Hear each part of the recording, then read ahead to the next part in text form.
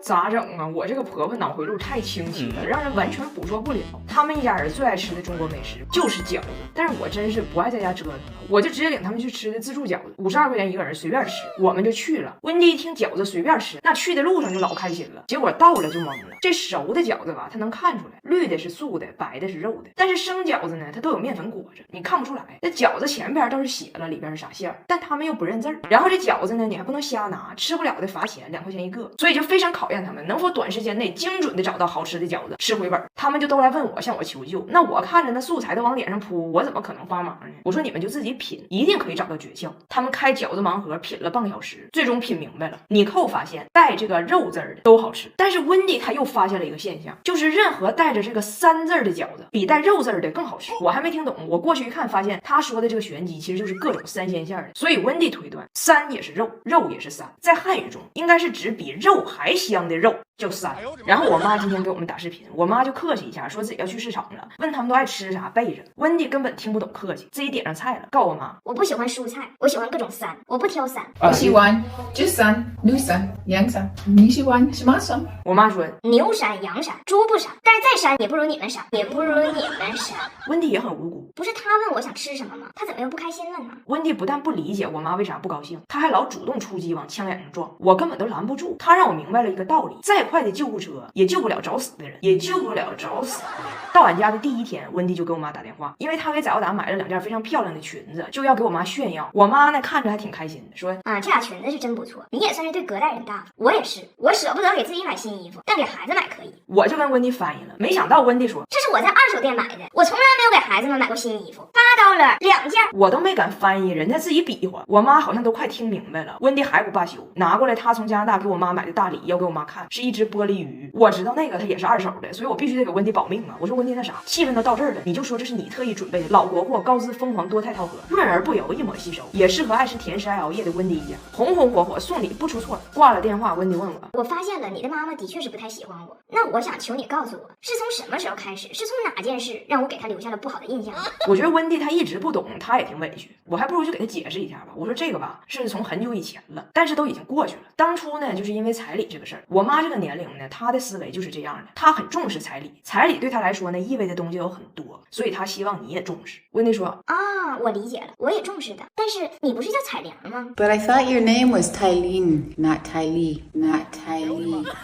我老公领他妈去办电话卡，把我婆婆办成了一个老赖，现在要被击毙。我的婆婆昨天晚上后半夜到了北京，到了告诉我托运的行李全拖丢了，机场说帮着找找，现在也没找着。然后今天早上我婆婆可怜兮兮的跟俺俩说我呀需要在中国办个电话卡，问俺俩能不能帮她买一个，我就让大胖媳妇带她去了，俺家阿姨还跟着的。结果到了买电话卡的地方，人家告诉大胖媳妇有2种电话卡，一种是全价卡，就是新号，从来没被用过；一种是半价打折卡，旧号，就是别人不知道因为啥原因用一半不用了。但是作为卖电话卡的人呢，人家有义务告知大胖媳妇，就是这种频繁换手机号的人呢，有很多这个情况比较复杂，你很有可能会接到一些催债呀、要钱呐、索赔呀、威胁呀什么之类的一些信息。但是呢，他确实半价。大胖媳妇说很抱歉，我其实没有太听懂，我就想问，如果我妈买了这个半价的便宜卡，那最坏的可能是什么？对方说最坏的可能就是以前用这个电话卡的人是个老外。大胖媳妇看了他一眼说这有什么的，我妈也是老外。我是老外，他是老外，是老外，老外帮助老外。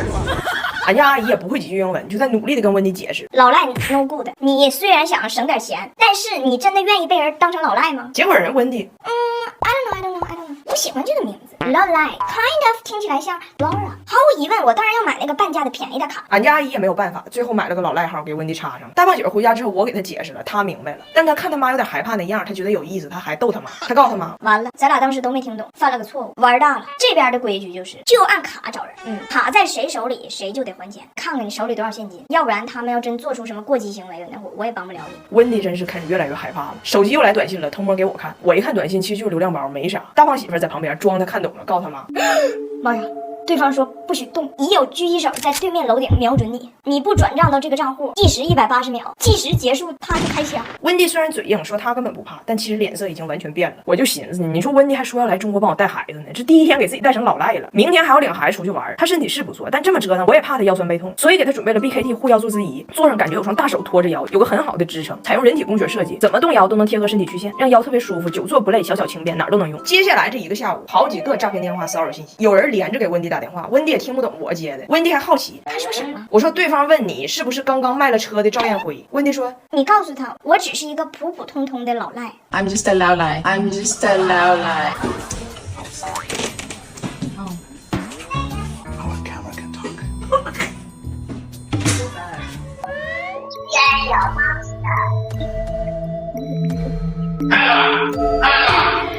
这边上。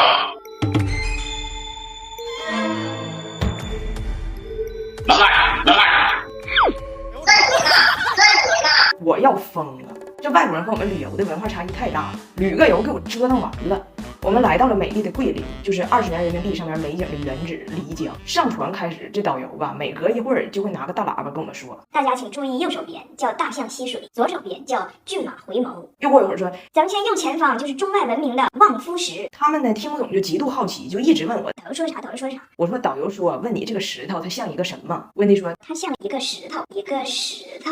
我说你看啊，这个石头站着望向远方，因为她的丈夫没回家。温迪说那等他干啥呀？还站着等？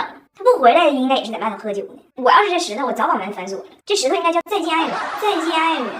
反正你跟他们说啥像啥，他们都理解不了。这外国人吧，他看山就是山，看水就是水，他们的景区就是纯景，不附加任何故事和意境。咱们呢正相反，咱从小就背古诗，就得背意境。你写作文要是不用象征拟人排比句，真影响你中考高考得分率啊。但是他们没有，他们的脑回路是直的，可以说只有脑路没有回，没有回。前几天我爸跟温迪讲这个李白的飞流直下3000尺，疑似银河落九天，我爸是这么翻译的。Water 哗哗哗哗哗 ，like a stars， 啪啪啪啪啪啪啪啪啪啪。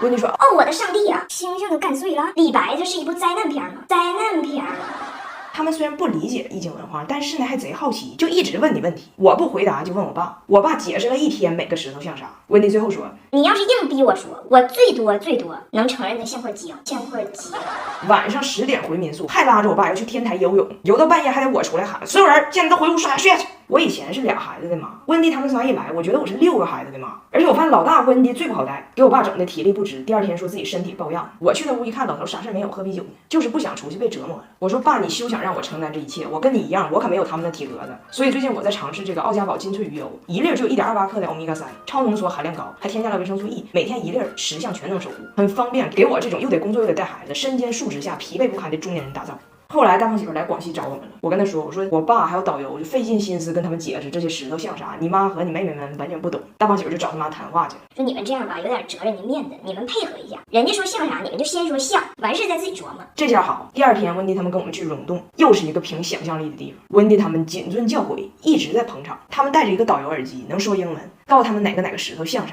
他们就一直夸。哦，对呀，好像啊。耳机说面前的石头是个笋，温迪就是啊，多损呐，多损呐。